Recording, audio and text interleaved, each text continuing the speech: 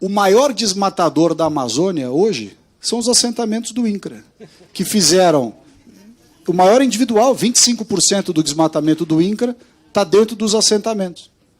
Perdão, 25% do desmatamento da Amazônia está dentro de assentamentos do INCRA. Isso é dado público, MapBiomas, Amazon, todo mundo.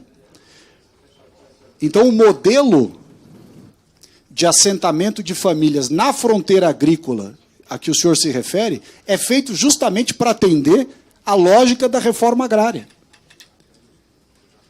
E mais, há inúmeros relatos, inúmeros, documentados, bem fundamentados, de que o primeiro ato das invasões de terra no cinturão agrícola, no entorno da Amazônia, no Cerradão, é cortar e vender as madeiras dentro da propriedade recém-invadida.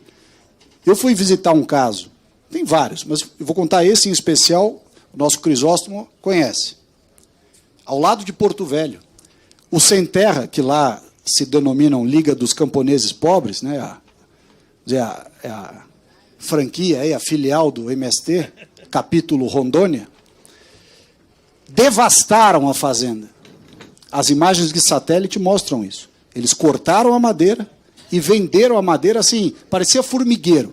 Em 5 dias limparam a fazenda. Então, essa narrativa de que o agro é que é o responsável, etc., não é bem verdade.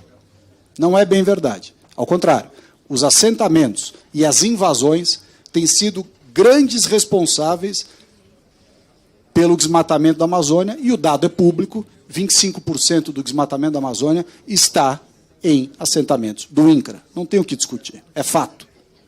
Logo, o modelo que o senhor está defendendo é exatamente o que o senhor acabou de atacar. Exatamente, ipsis literis. Abre área para sentar a família, turma vende a madeira e se instala lá fazendo desmatamento.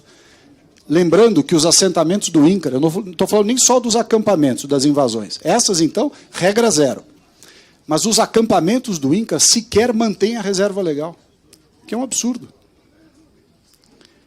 Então, se há um movimento, se há uma política pública que, com dinheiro público e em terra pública, tem promovido o desmatamento, é o setor de assentamento do INCRA. Da mesma forma, essa visão dicotômica do agro da fronteira agrícola com os assentamentos do MST, ou do Sem Terra, ela também traz uma mensagem equivocada que diz respeito ao trabalho escravo e o desrespeito ambiental. Se enquanto os produtores formais são obrigados a se submeter ao Código Florestal, essa verdade não pode ser dita com relação aos assentamentos e aos acampamentos. Ao contrário, há um estudo, o senhor citou aqui dados da Unicamp, eu vou lhe trazer aqui uma informação da própria Unicamp. Há estudos demonstrando que o índice de respeito ao que preceitua o Código Florestal dentro dos assentamentos é de menos de 8%. Ou seja, 92% ignora completamente as práticas do Código Florestal. Completamente. Por outro lado, o agronegócio, o segundo capítulo que o senhor citou aqui, o primeiro era o latifúndio, o modelo antigo, né? O segundo, o agronegócio. O senhor citou aqui das grandes propriedades que utilizam agrotóxico, que não têm distribuição de riqueza. Eu gostaria de fazer alguns comentários, que usam transgênicos, etc. Com relação aos transgênicos, veja o absurdo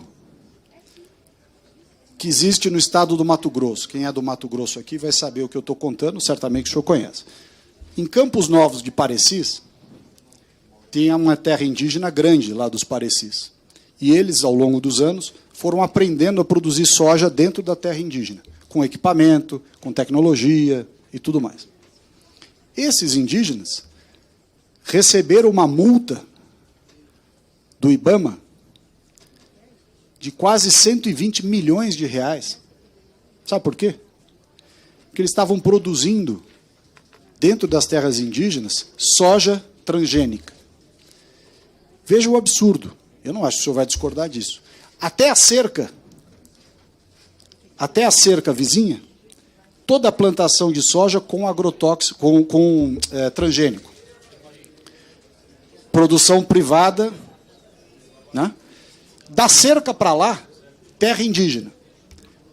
O de cá, todas as licenças de produção com transgênico, e o de lá, obrigado a plantar soja tradicional. Esse caso nos traz duas hipóteses possíveis. Ou a soja transgênica é ruim e não deve ser aprovada para ninguém, hipótese que eu discordo veementemente. Ou, por outro lado, ela é segura e ela deve ser usada, até porque a gente precisa ter a produtividade da tecnologia inserida na semente, etc., para atender a demanda mundial de alimento. A agricultura tradicional não provê o volume e a qualidade necessárias para alimentar o mundo todo e o nosso próprio país. Não provê. Eu conheço a Fazenda da Toca, conheço bem. Depois vou lhe dizer por que não se aplica o caso aqui. E aí o indígena é um cidadão de segunda categoria, porque o homem branco do lado de lá da cerca pode plantar com transgênico, e ele, só porque é índio, é o mesmo solo, mesmo clima, mesma cultura, né, mesma produção, mas ele não pode com soja transgênica.